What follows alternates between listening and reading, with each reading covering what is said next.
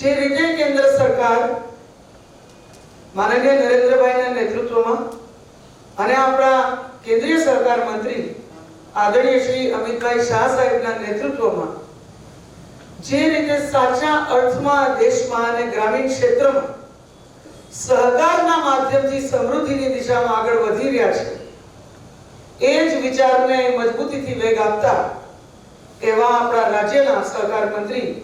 આદરણીય શ્રી જગદીશભાઈ વિશ્વકર્મા આજે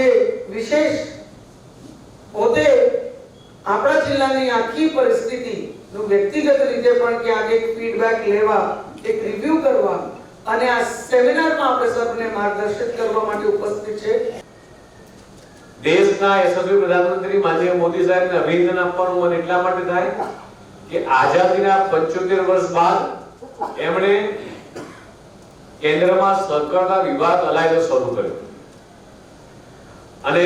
એમાંય પૂનમ મેને કીધું એમ કે જેને સહકારના વિભાગને પચાવ્યો છે, સહકારના વિભાગની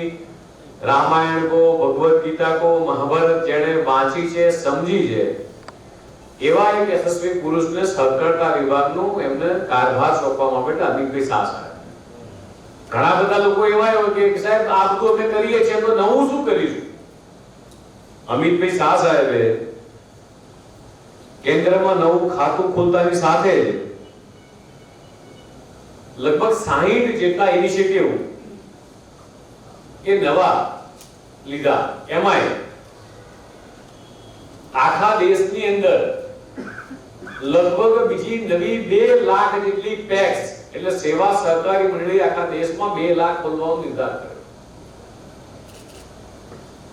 ગુજરાતની અંદર જેટલા પણ ગામડા છે દરેક ગ્રામ પંચાયતની અંદર સેવા સહકારી મંડળી ફરજિયાત ખોલવાની છે।